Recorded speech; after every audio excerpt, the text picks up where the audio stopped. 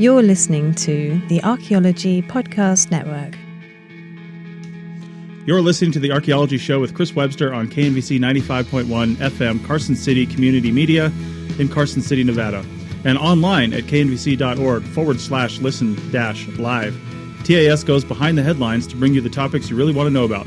Welcome to the show.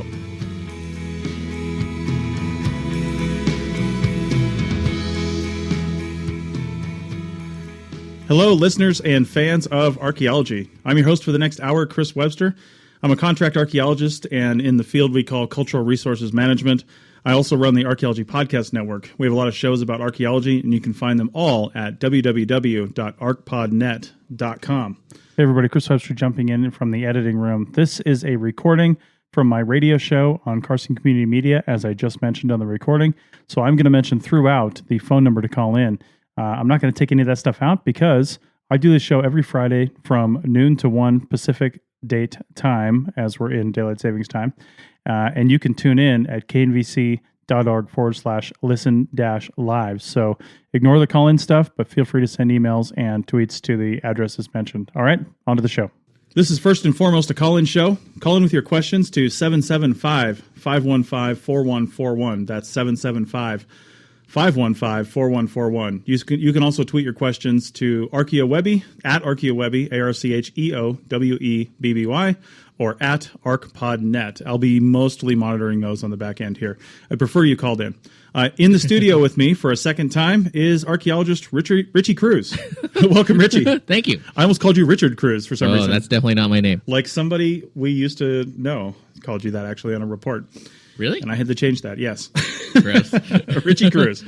All right, so today I'm talking with Samantha Kirkley of Project Archaeology. She is currently the state coordinator for Project Archaeology in Utah and adjunct faculty in anthropology at Southern Utah University.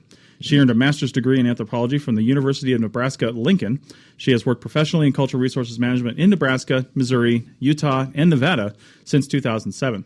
Her professional career took an unexpected and fulfilling turn when she attended the Project Archaeology Leadership Academy in Bozeman, Montana in 2013. I love Bozeman, by the way. Bozeman's great. Oh. Since that time, she has held several teacher workshops throughout the state of Utah, co-authored the first Utah-based Project Archaeology curriculum investigating a Fremont pit house, has organized and managed several archaeology Girl Scout and 4-H camps, working collaboratively with local tribes to bring indigenous educators to speak to K-12 students and participate in community programs is her greatest joy. So let's bring her on right now. Sam, welcome to the show. Sam, can you hear us? I just turned the phone on, so probably everyone else can hear you. Can you hear us now? Maybe. Yes, I can hear you. Fantastic. I'm still new at the radio game, so, sometimes I don't push the right buttons. There you go. All right, and as I mentioned in the introduction, Richie is on the line. Say hi to Richie real quick. Hello there. How are you? Hey, Richie.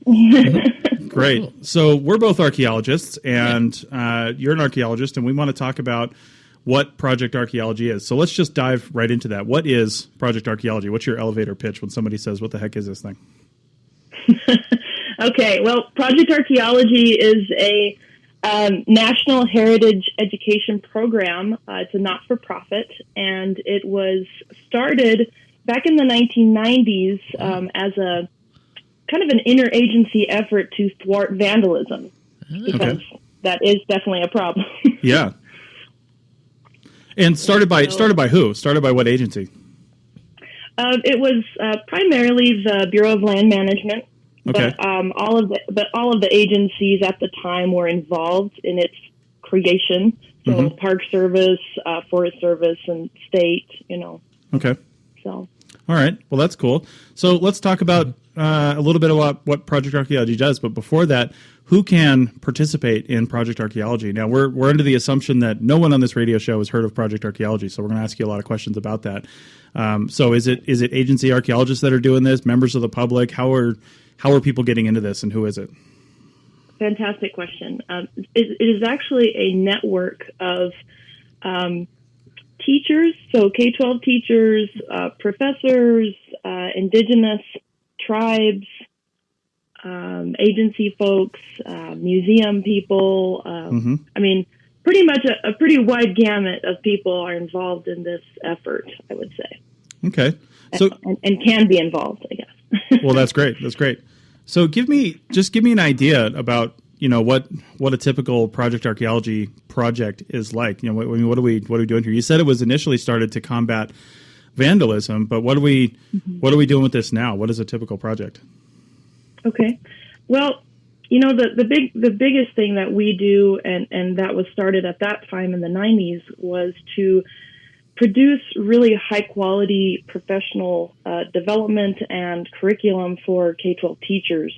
Because let's just face it, if you want to get something out to the public, I mean, if a teacher teaches 30 students in one classroom every single year, and you calculate all the teachers that there are in the country, that's a pretty good group of people to reach, right? That's a good group of people.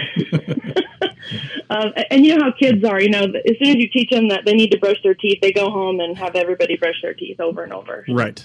So I would say producing curriculum that is aligned with national standards, that is collaboratively produced is probably the biggest thing that we do. And then the professional development workshops throughout the country is, we got to get it to the teachers. So that's probably the biggest part. So if a teacher's kind of a self-starter, can they just find the information online and then go from there? Absolutely. ProjectArchaeology.org. Okay, great. Together. Well, we will have that. If you happen to be listening to the podcast version of this, we will have that in the show notes at archpodnet.com. And it's actually /archaeology/63 is the episode this is going to be. Oh. However, if you're listening on the radio, projectarchaeology.org. This goes out in multiple ways. So you mentioned also having the workshops, which I think are really cool because sometimes people just need to be shown something. I mean, I'm sort of in software development, and we can put the software out there all we want, but if we don't show people how to use it, sometimes they just don't get it. Yeah.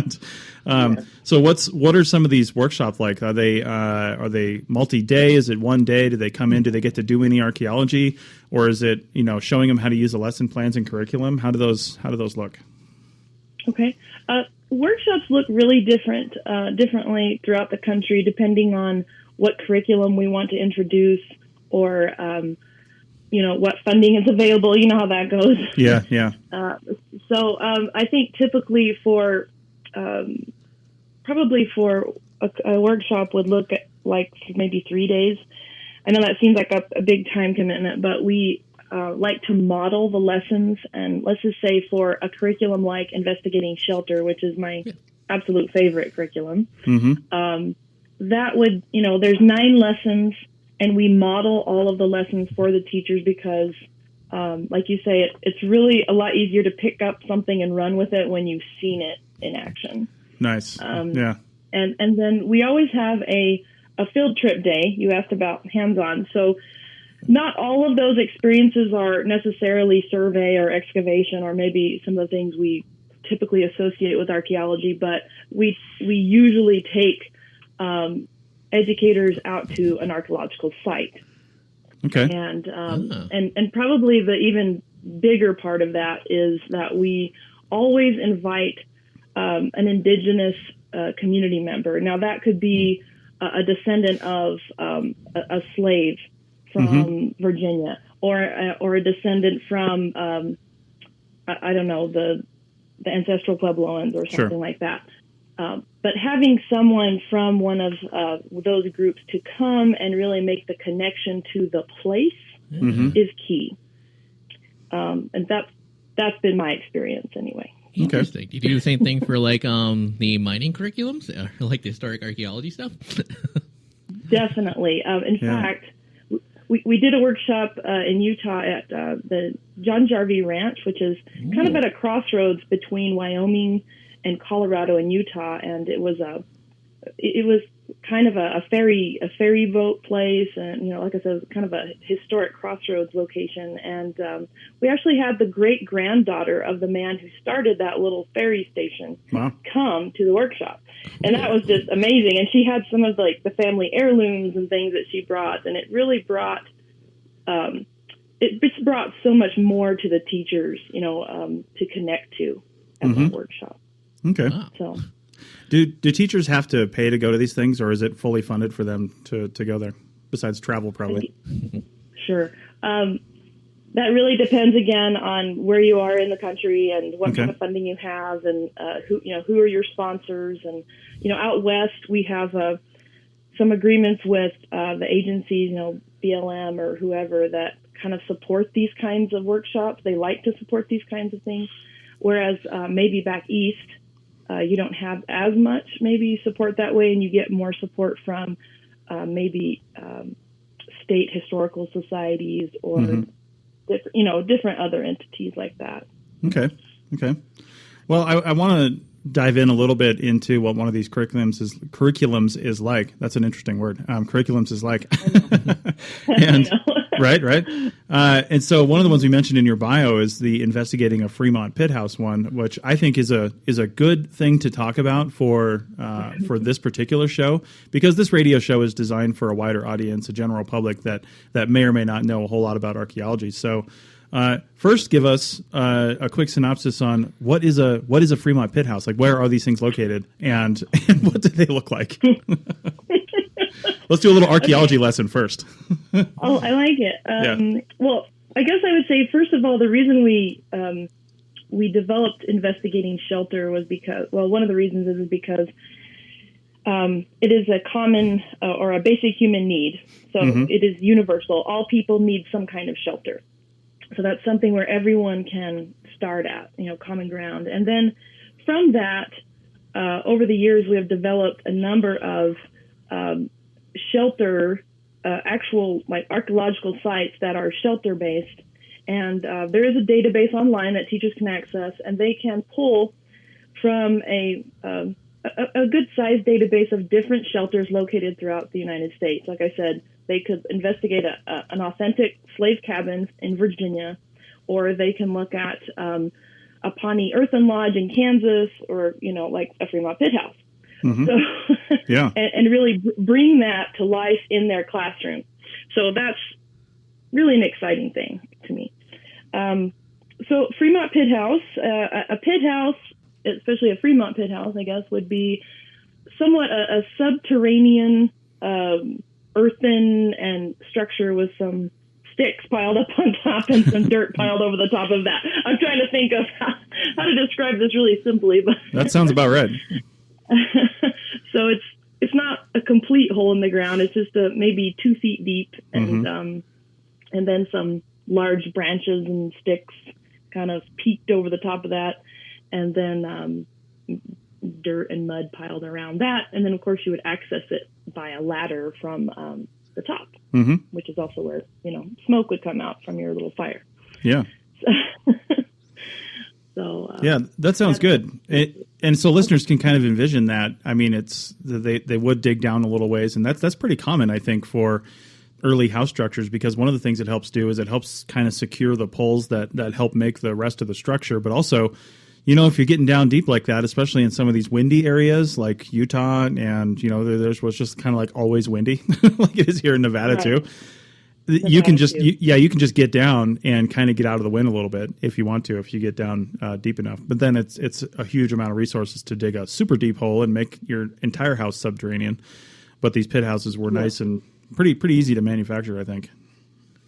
Yeah, and I think another great thing about the pit house is that it's relatively cool in the summer and relatively warm in the winter. Kind of has the best of both. It's kind of like you have a little bit of a basement, like we have basements in our houses, and then and then you have a little bit of upstairs, sort of. I mean, in a way. Indeed.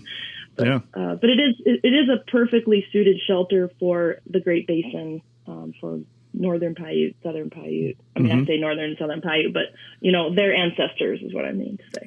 Yeah, indeed. So. Okay, so what else? that's what a Fremont Pit House is. So what does this curriculum look like that you're giving to teachers? How are they teaching students about a Fremont Pit House? Excellent. Well, like I said, the investigating shelter is its own curriculum piece, and there are 9 lessons. Mm-hmm. And the Fremont Pit House would be inserted, is like an insert at lesson number 8. So wherever you are in the country, if you have investigating shelter curriculum, then you can pull whatever shelter investigation you want to do for lesson 8. So I'm just going to fast forward to lesson 8 Nice. and say, because, lessons 1 through 7, essentially students are getting the tools to work with the material in lesson 8. So it kind of builds on itself. It's not just little standalone pieces. It's something that they build upon their knowledge as they go. So by the time that they get to the investigation of the shelter, in this case, Fremont Pit House, then they actually, the investigation is divided into 4 parts. And the first part is the geography. And in the geography, this is where the students, learn about the terrain. Like, what does it look like here? And what kind of animals are around? And also just a little quick snip of who were the people that lived in this area, and who are their ancestors today. Their descendants today. Right. And then we move on into the history section. And then in the history part, we delve even deeper into the modern descendants of that culture. And then we look at historic photographs if they're available. And if they're not available, we get really great illustrators to put together what we think a pit house looks like. Yeah. And then they look a little bit more into, just uncovering the history. And we have a descendant community member. In this specific unit, we have Delvin Pickavett, who lives in Richfield right now, and his wife, and they actually talk about what their oral history tells them about the pit house, that Fremont culture. And then it goes on to the archaeology section, which is where we actually talk about the footprint of the pit house. We kind of teach what that is. What do archaeologists actually see when they're excavating? Yeah. And so then we have this map included in there, and it's not made up data. Like I said, it's all authentic. And the map is of just one of the pit house structures that was actually excavated at Five Finger Ridge. Five Finger Ridge is just west of Richfield, Utah, and there is now the Fremont Indian State Park there that kind of interprets that area. So, people can actually go there to this location and learn about it, and which I would strongly recommend if you can. If you're in a location to be able to get there, sure, because it would be a great supplement to this curriculum. Where's that located again? Fremont Indian State Park. Yeah. And that is just west of Richfield, Utah on I-70. Okay. It's a really cool place to visit. Nice. So anyway, so they do that investigation. They kind of do reverse archaeology. They take the artifacts and they put them back onto the map of the footprint of the pit house. And then they do some analysis of, what happened here and how do we know? And, what do these artifacts tell us? This kind of thing. Right. And then the final section is on today. So it's part 4 and it's titled Today, which again brings in more oral history from Mr. Pickavett and also some information from archaeologist Richard Talbot. And because he was one of the archaeologists that worked on that project.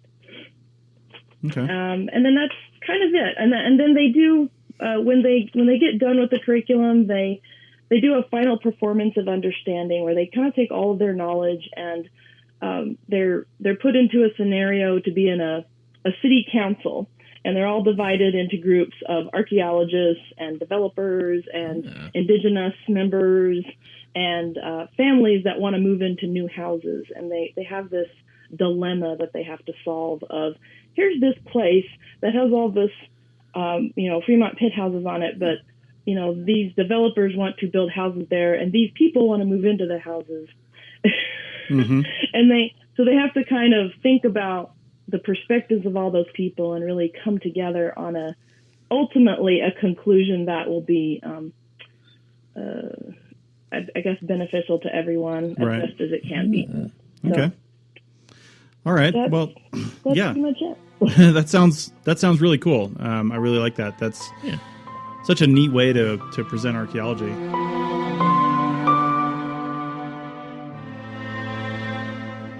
Everybody, Chris Webster here to talk about Team Black. Team Black is a website at arccert.black. However, we've started a Patreon page, and I've got a ton of videos up there right now and more coming soon. I actually exceeded my upload limit for this week if you're listening to this in real time. So there will be more coming out next week. But we have a lot of really good stuff up there at patreon.com/Team Black. Check it out at a number of levels. There's some really great stuff from Dr. Alan Garfinkel on Native American issues and perspectivism and animism and all kinds of different things. And that's at the $10 crew chief level, I believe we called it. So check that out. I mean, you can watch all the stuff in 1 month. I don't care. And then get rid of it. But just tell people about it. Share it, because the more patrons we get, the more regular patrons you get, the more we're able to do this. And the more experts I can contract to create videos that you guys want and need and can benefit from. So this isn't just for archaeologists. This is for anyone that wants to learn. So go over and check that out. Patreon.com/Team Black.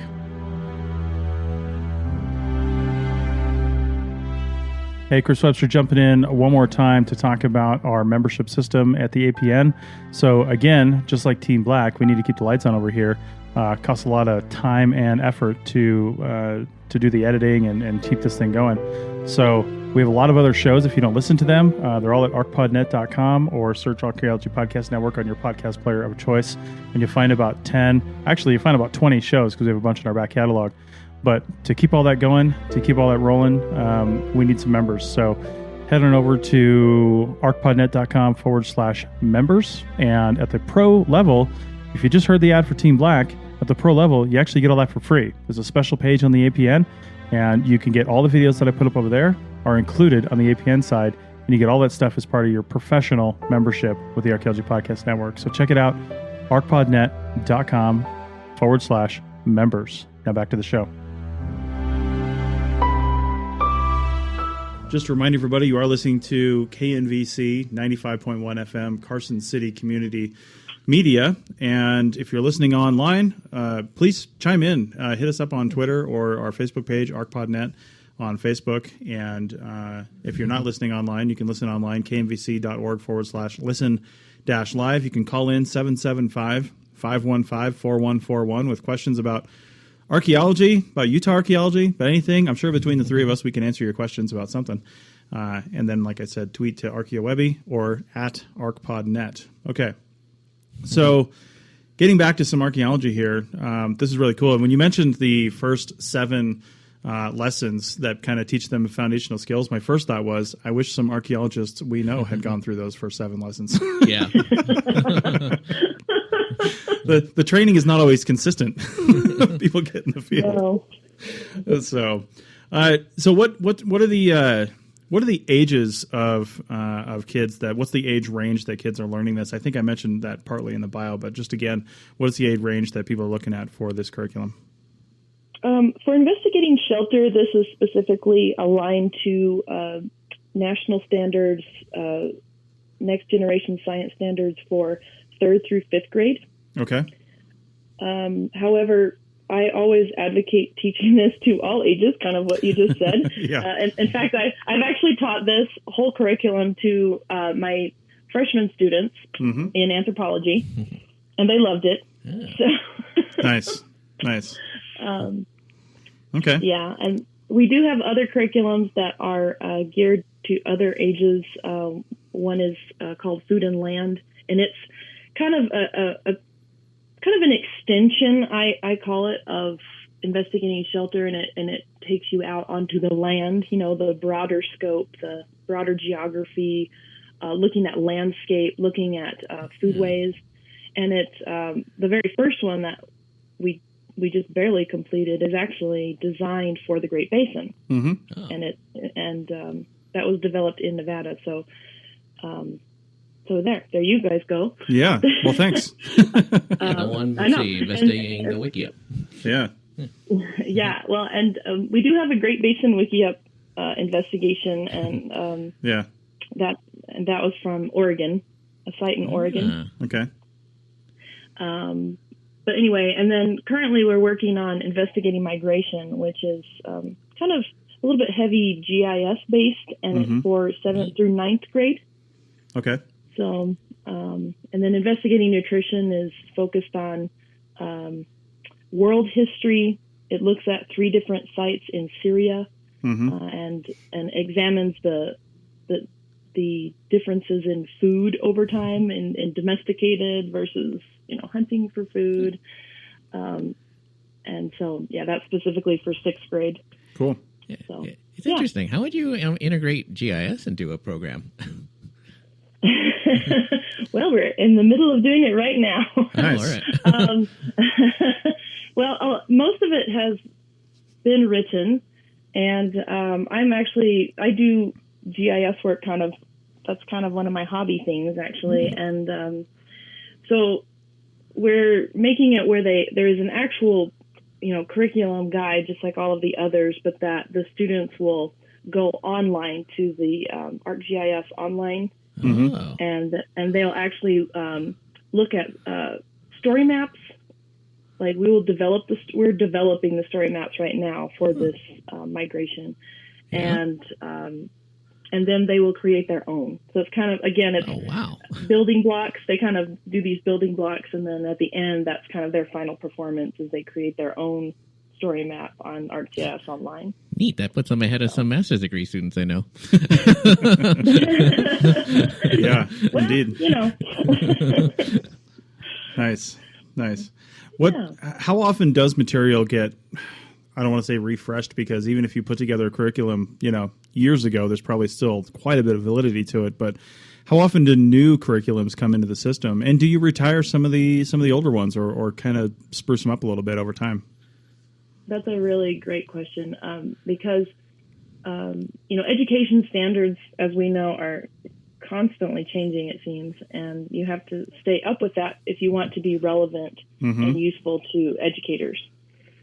The first curriculum that was produced was called Intrigue of the Past, and while a number of people still use Intrigue of the Past, including some archaeologists that I know in the Forest Service and kind of other places, we, I guess, kind of retired it, I guess, if you want to say that. We kind of retired it and then changed the development to fit the educational needs of the time. So, just 10 or 11 years ago is when investigating shelter came into being, and that is aligned to the national standards. And a lot of the lessons from Intrigue of the Past, that retired one, actually are pulled back into some of the curriculums that are created now, because they're still really great lessons. They just weren't adapted to the needs of the time. So we are kind of piecing those into the new curriculums as they seem to fit. Okay. So, okay. Yeah. Cool. Sounds good. I had a question here, because I had a vague understanding of what Project Archaeology was, but I'll still kind of try to rephrase this. But my original question was, how does a new project get submitted to Project Archaeology? But I guess my revised question is, how do you decide what kind of sites to focus on? Do you say, well, we want to teach this basically, and then look for a site within agency lands to fit that? Or how does that work? Yeah. I'm trying to think of how to answer that. Yeah.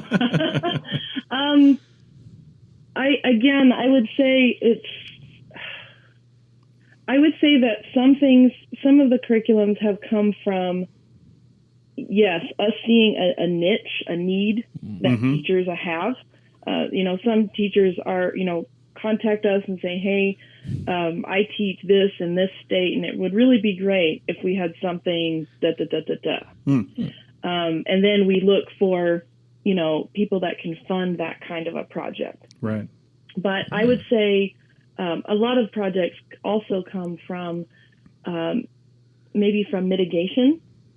Okay. Maybe there needs to be a site mitigated or something like that. And instead of making 10,000 flyers to send out to people that no one ever looks at, maybe we can put that money towards something that is enduring and impacting, that goes to teachers and students all across the country. Mm-hmm.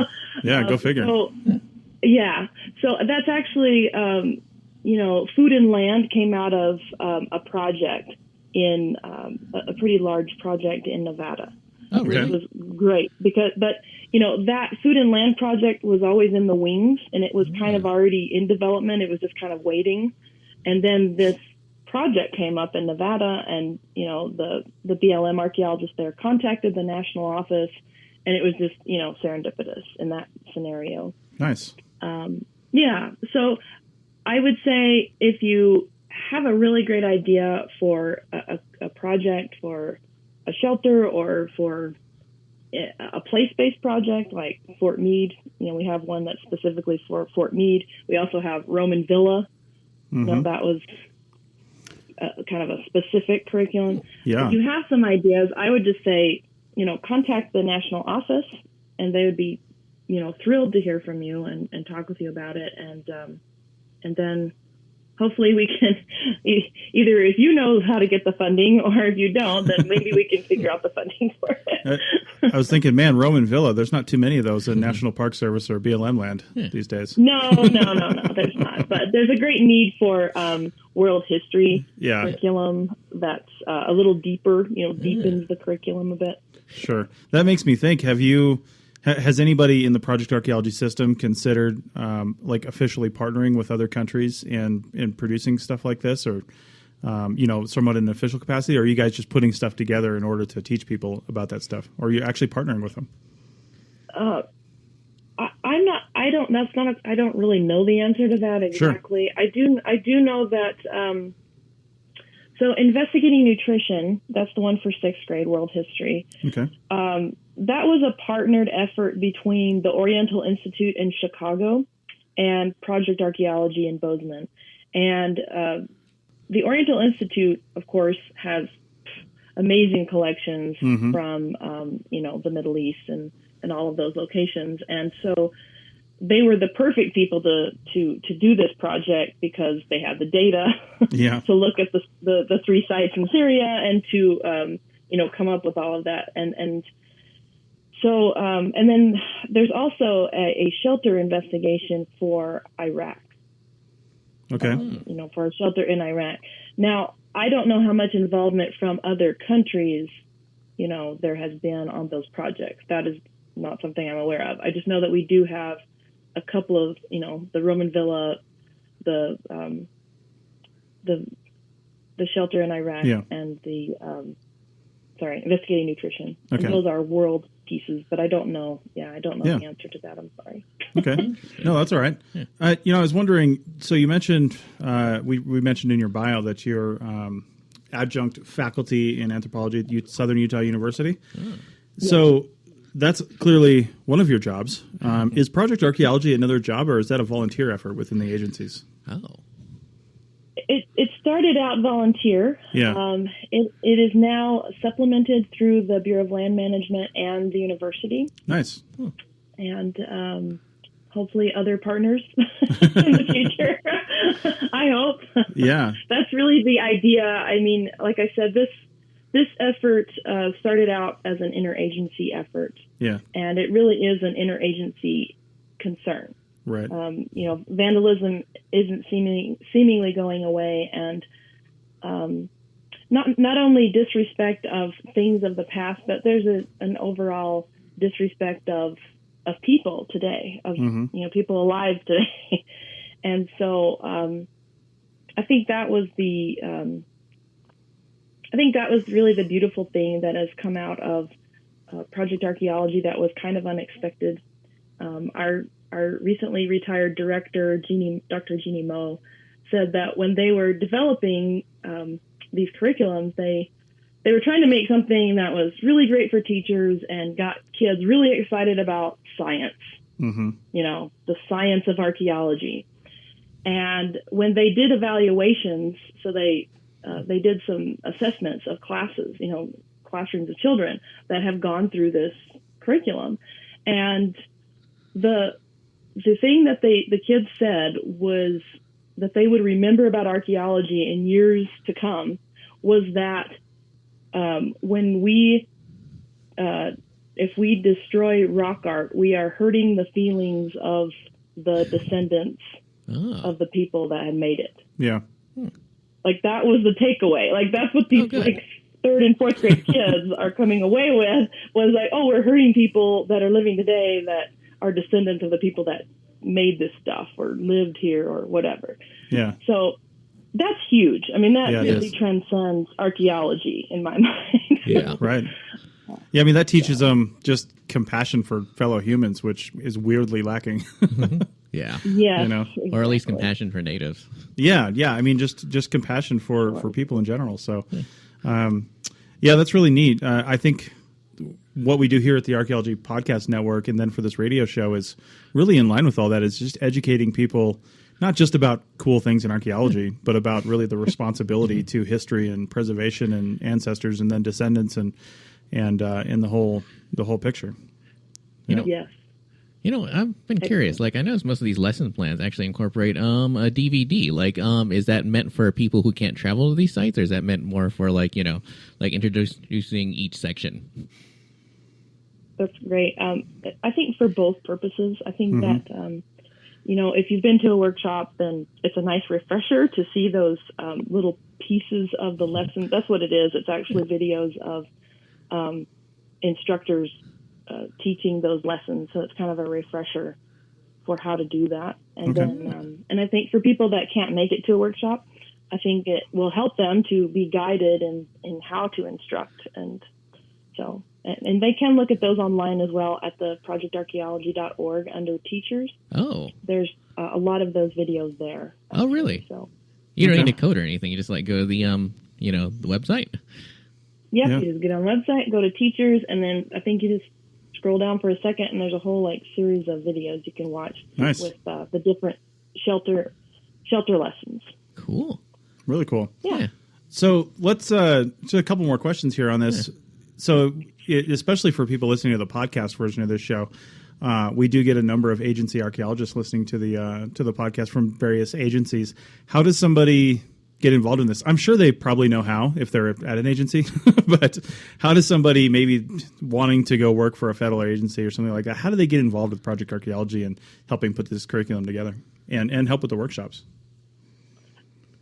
I think, you would be surprised. There's actually a lot of archaeologists in all the agencies that haven't heard of Project Archaeology are not really sure how it can function for them.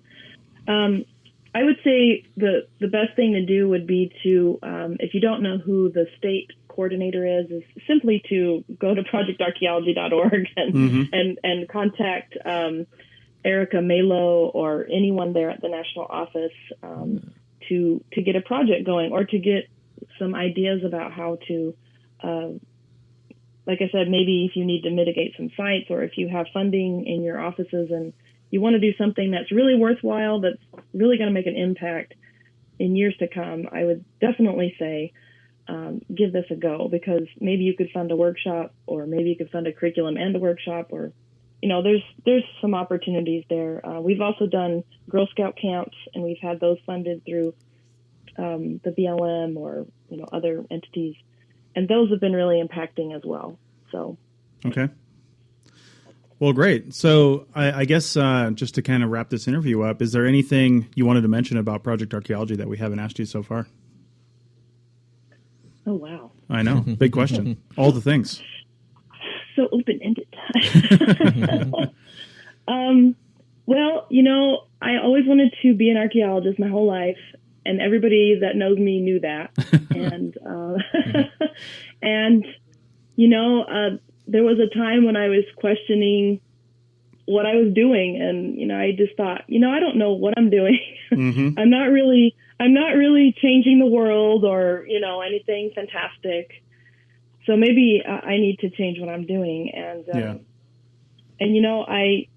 I got this email, and I took it to heart, and I went to Leadership Academy with Project Archaeology. And like I said, it changed my life.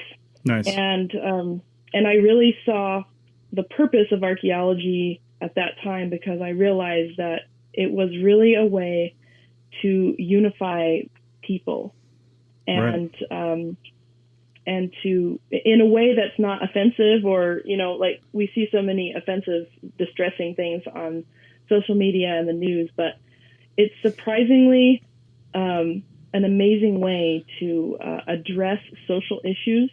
Mm-hmm. And bringing people together in a non-threatening way. Yeah. And I've seen so many. I could just, we could spend days just talking about all the stories of teachers, of Girl Scouts, 4-H kids, and on and on and on, that have come to these workshops and events, and they've all had some kind of life-changing experience. Mm-hmm. So to me, it's those kinds of experiences that you remember for the rest of your life, and that truly change who you are to someone better.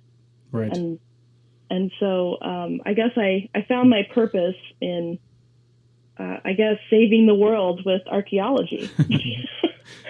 That's right. Yeah, it's so relevant to so many things that we have in our world today, from just the obvious one about learning from the past, which I think people sort of take for granted sometimes, but also learning how to respect the present and ultimately the future as well. So, Absolutely. Yeah. All right. Mm-hmm. Well, thank you very much for coming on, Samantha. Richie and I are going to wrap up with some few other things, so we'll let you go now. But again, thank you for coming on. And when the podcast comes out, I'll let you know, and you can share that out with other people so they can learn even more about Project Archaeology. And again, the website is projectarchaeology.org, right? Yes. Okay. Well, great. Well, thanks a lot, and hopefully we'll talk to you again soon. Are you going to the SAAs by any chance? I am. I'm presenting there. Oh, neat. Well, visit me in the Wild Note booth. With Girl Scouts, so. Ooh, what are you going to be presenting on? Kind of some of the evaluations we've been doing with the Girl Scout groups, and kind of the effectiveness of Project Archaeology with informal education. Cool. So. Neat. Will there be any Girl Scout cookies? No, actually, I might just bring some. Hey, that's a good idea. I'll do that. Nice. Well, then I will see you there then. Absolutely. I'll be in the Wild Note booth in the exhibit hall, so come on by. Hey. All right. Thanks for having me. Yeah, thank you very much. And again, we'll talk to you next time. Thank you. Hey, Chris Webster jumping in one last time to mention our affiliate page.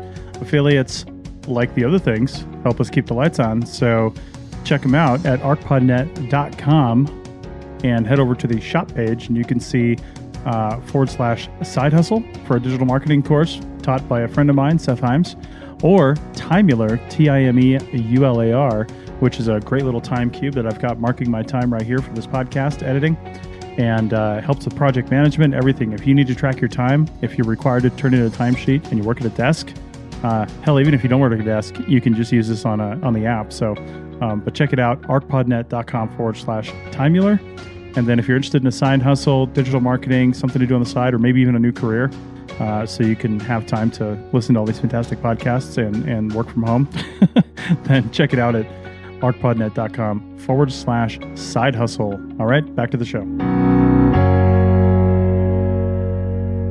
All right, so what did you think about that, Richie? I feel like they're turning out better prepared archaeologists than some of the universities I've heard of. Right. One thing I didn't ask, because I didn't really get the sense that it was a major focus. I mean, they did talking about GIS, but yeah.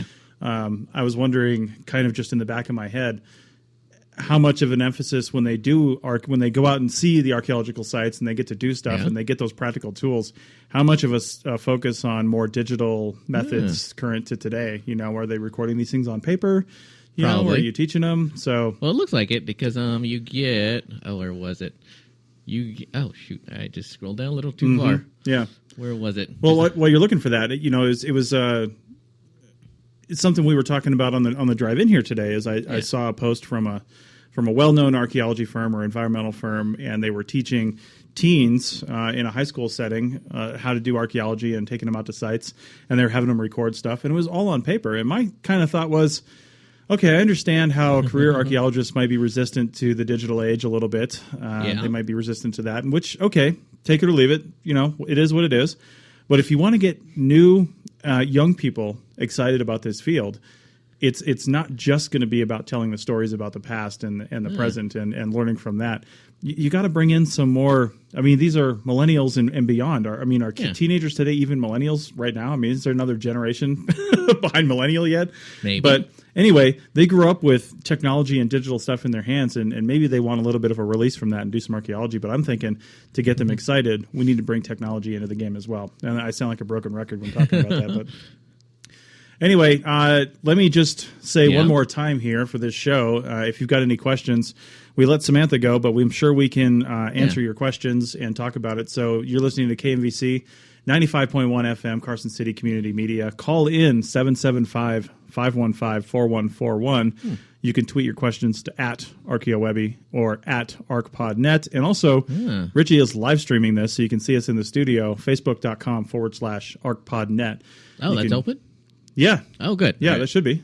All right, good. Yeah, so go check that out. Cool. And you can see that there. So one of the last things I wanted to talk about is something I was talking about with Richie just recently. So I recently started using what they call a micro podcasting platform called Chirp. And it's these 10 seconds to 3 minute long short audio bursts, basically. And I've just kind of been experimenting with the platform. Well, I searched archaeology and it transcribes everything that you say automatically, so that's searchable. And somebody mentioned the word archaeology, and I listened to this gentleman talk about he has kind of a side passion for archaeology. It's not what he does for a living, but he's voicing his frustration with real archaeologists. I don't remember how he phrased that, like career archaeologist or real archaeologist, however he said.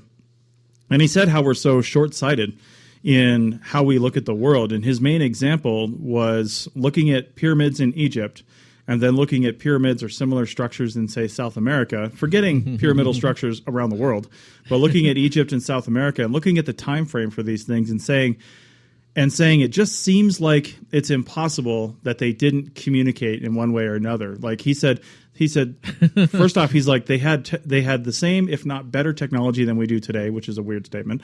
But he said the same, if not better technology than today. It seems unlikely that they didn't have a boat that could get them across the ocean. And I'm thinking, was there a delegation of Egyptians that came over and taught the Mayans how to build pyramids? I mean, probably not. We would have other cultural artifacts. And more importantly, what for? Well, yeah, why would they do that? I mean, there's always the exploration thing. I'm sure people tried to explore. They went places. That's how North America was populated to begin with. As people chasing game and migration and things like that, looking for a better life like people are always doing and continuing to follow the path. So, but my big takeaway from this is people need to understand that archaeology, while rooted in history and always seems a little more related to storytelling, is a science. And if there were proof that, and trust me, people are looking for it, because there really does seem like there would be some sort of correlation between, say, Egypt and South America and Central America. And if there were proof of that joining, then we would be writing about it. We would be talking about it. Oh, because I thought we were hiding it because we're part of the Illuminati. I think that's probably the truth right there. Yeah. So it just doesn't make any sense to me. It doesn't make any sense to me. Why we can have those theories, and that's all that is a theory. And it's not a fact yet. It's a theory that's relatively unsupported. And I guess one good correlation to that is Vikings.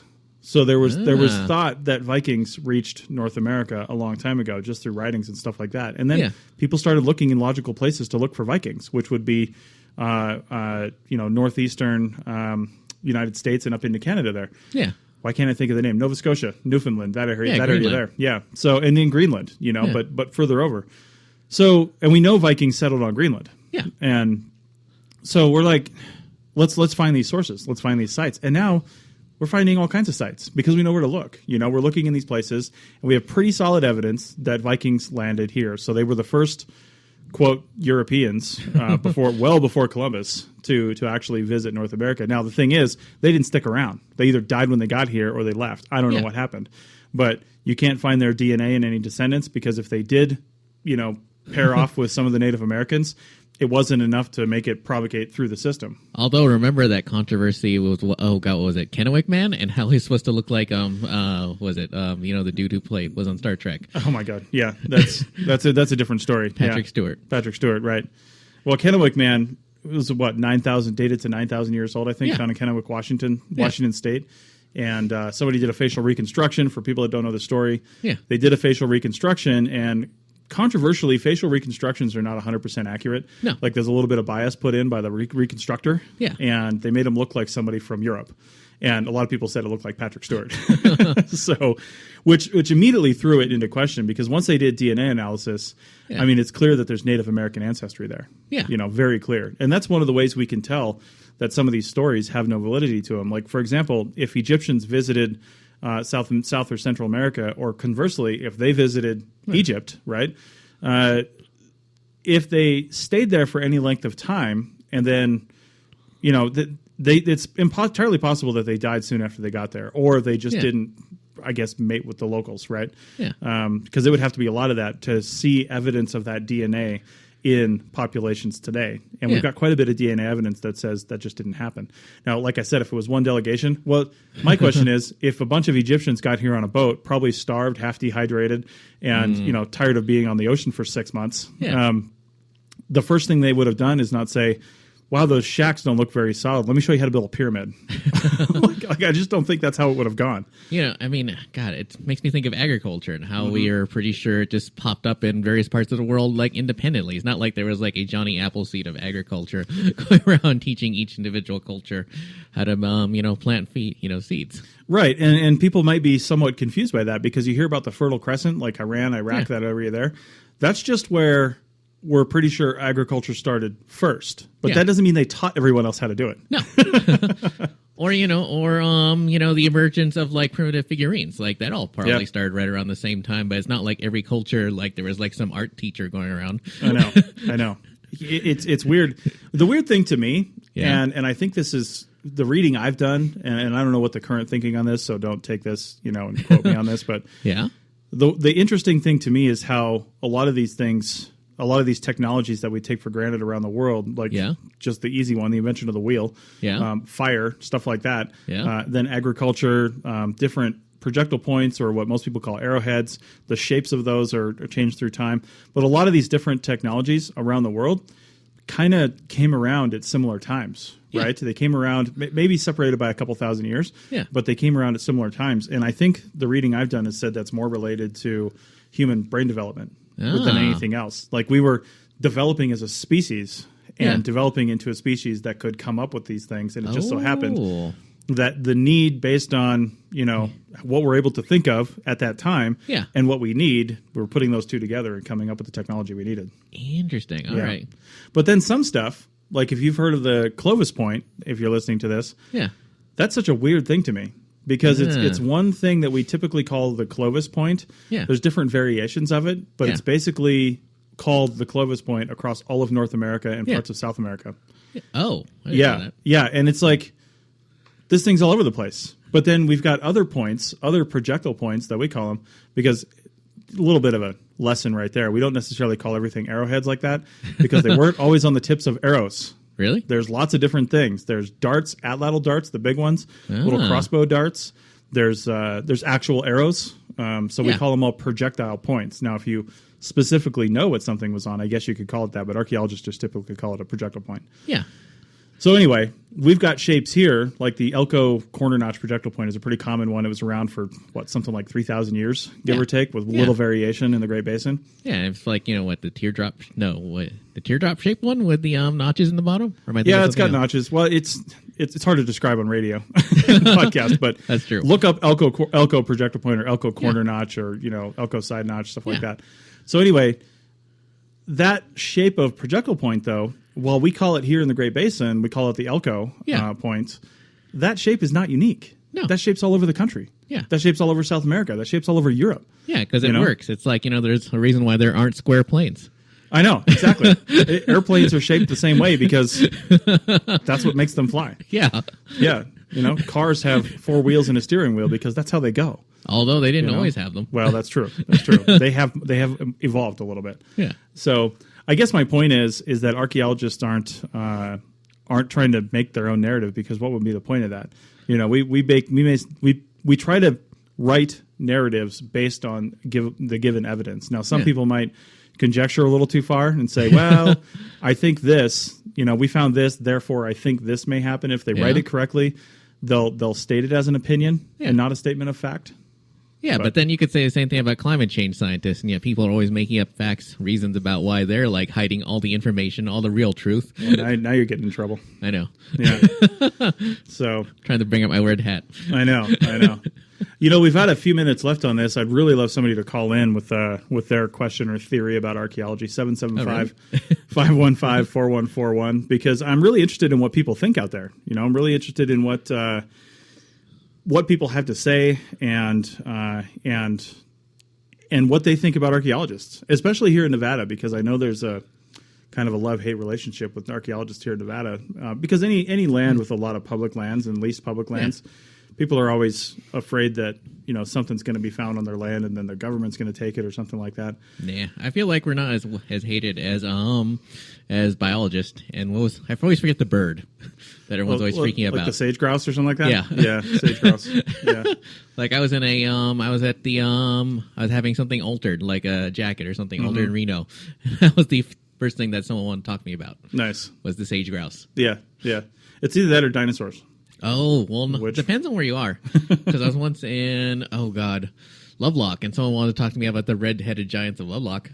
Oh, listen, every time I get my haircut, I get this same guy, and it's just luck of the draw. I always get this one guy, and he always brings up the red-headed giants of Lovelock. See? And he's like, you ever going to go out there? And he knows that, he knows my feelings on that. Oh, what are they?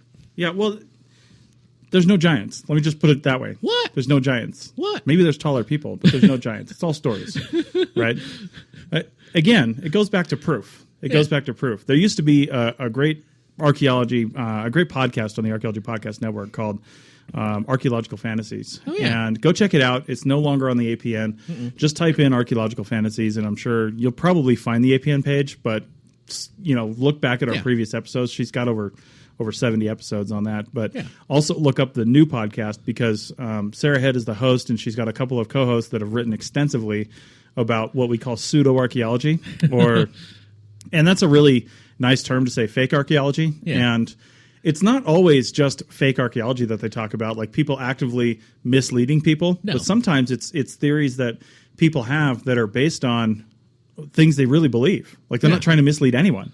Well, the thing is, people, like we were talking about in the car on the way over, people, find that their own narrative or a narrative, like they try to impose a narrative on history. Yeah. Because sometimes it just looks neater that way. Yeah. Like, did George Washington really cross the Delaware with his, 1 foot up on, looking like Captain Morgan? Yeah, probably not. He's probably huddled down in the boat like everybody else. Bah. Yeah. I mean, that's just how it was painted. I know. So... Anyway, I really want to know you guys' theories out there. So when we come around, we'll come around again live. Speaking of, I'm going to be actually doing archaeology for the next 3 weeks. Oh, same here. Yeah, Richie's going on this project with me. Plus, we're going to a conference that we mentioned today on the show in Albuquerque, one of the bigger archaeology, probably the biggest archaeology conference in the United States for sure. Yeah. And in probably much of the world. I mean, there's 4,000 people that go to this thing. So, but we'll be doing that. So the next 3 episodes will be episodes from the Archaeology Podcast Network. So don't call in, but feel free to go over to the Archaeology Podcast Network and leave a comment. You can always leave a comment on these episodes, and feel free to reach out to any one of the sources that we've mentioned already. So interesting. You ever gotten a comment? I get comments all the time. You do? Yeah. I wouldn't say all the time, which I think means we have satisfied listeners. But who knows? So Richie, what kind of wrapping up the show here? Yeah. What are some of the more crazy things you've heard people say as an archaeologist? Can you think of anything like some sort of crazy theory they had or something like that? I mean, obviously there's ancient aliens, which could be a whole show. Oh. What's interesting about that is actually I knew a real archaeologist who was a researcher on that show. Oh, really? Yeah. Do they still have a career? Yeah. I mean, it's L.A. Yeah. They're always going to need researchers for stuff like that. Well, I guess so. But most of the time, I usually just shut that down by telling them something like, I'm a biologist. So you lie completely. Yeah. Well, I mean, most people actually assume that I'm a geologist when I say archaeologist. They just I don't know what it is. Something about goes to the mind. Maybe it's the hat. Maybe it's the hat. Yeah. That's right. Well, like I said, take a look at those things that you hear out on the internet and on TV and things like that, and really think about it critically. Think about it with a critical eye, and just assume that maybe there's other sciences where people are really funneling in some conspiracies for some reason or another. Yeah. But there's literally no money in archaeology. Like there's no money, there's no funding. There's a little bit of funding, but you got to really stretch for it. So nobody's doing this for the money. There's no big archaeology, right? There's no overarching, archaeology conspiracy out there. So if there's some theory, I know. At least I haven't been invited into it, which I'm a little sad about. So if there's some theory that you think is real, like ancient aliens or Atlantis or Egyptians and South Americans having a powwow down on the coast, then really kind of think about that and think about what the reasons for, and think like a scientist and say, hey, if that were true, what other things would be there? Like with going back to the Viking example, there's other things there. Once we found some landing sites, we were able to find structures that they built and artifacts, things that we can tie back to where the Vikings came from, right? So we can definitely tie those back. And if there were common enough Egyptian landing sites or South American landing sites, even in Africa, if that was, they would have had to have done it several times and a lot just to impart this sort of technology and to get it right. Yeah. If that were true, there would be corresponding artifacts. There would be corresponding sites. And I guarantee you those would be earth-shattering revelations, and no archaeologist in their right mind would sit on that information. They would publish it, and they would get their History Channel special, and they would, ride that theory all the way to the bank. Maybe. I think it's true. I think it's actually true. So, Anyway. All right. Well, we're starting to wrap up here. Thanks for coming on, Richie. Yeah, no problem. Really appreciate that. Yeah. Again, go check out arcpodnet.com and /archaeology if you want to see everything about this show. And again, I'm going to be gone for the next 3 weeks, but we'll have a show in its place, so definitely listen to that. You can't call in, but you can definitely tweet at ArcheoWebby, ArcheoWebby. You can tweet at ArcPodNet, and then you can always call into the station 775-515-4141, and they'll let you know when we're coming back live again, I'm sure. Yay. So, yeah. Well, anyway, Richie, again, thanks for coming on. Thanks, everybody, for listening. And we're going to play out the theme music for a little bit here. And, again, arcpodnet.com. And, of course, go over to knvc.org to find all the other great shows that we have coming out of Carson City, Nevada here, because you can listen to them all on live anywhere around the world. That's true. Yeah, knvc.org /listen-live. All right. Thanks a lot, everybody. Right. Thanks for listening to the Archaeology Podcast. We hope you enjoyed it. You can provide feedback using the contact button on the right side of the website at www.archaeologypodcastnetwork.com /archaeology. Or you can email Chris at archaeologypodcastnetwork.com. Please like and share the show wherever you saw it so more people can have a chance to listen and learn. Send us show suggestions and follow ArcPodNet on Twitter and Instagram. This show was produced by the Archaeology Podcast Network. Opinions are solely those of the hosts and guests of the show. However, the APN stands by their hosts. Special thanks to the band Sea Hero for letting us use their song I Wish You'd Look. Check out their albums on Bandcamp at seahero.bandcamp.com. Check out our next episode in 2 weeks, and in the meantime, keep learning, keep discovering new things, and keep listening to the Archaeology Podcast Network. Have an awesome day. This show is produced and recorded by the Archaeology Podcast Network, Chris Webster and Tristan Boyle, in Reno, Nevada, at the Reno Collective. This has been a presentation of the Archaeology Podcast Network. Visit us on the web for show notes and other podcasts at www.arcpodnet.com. Contact us at chris@archaeologypodcastnetwork.com. Thanks again for listening to this episode and for supporting the Archaeology Podcast Network. If you want these shows to keep going, consider becoming a member for just $7.99 a month. That's cheaper than a venti quad eggnog latte. Go to arcpodnet.com/members for more info.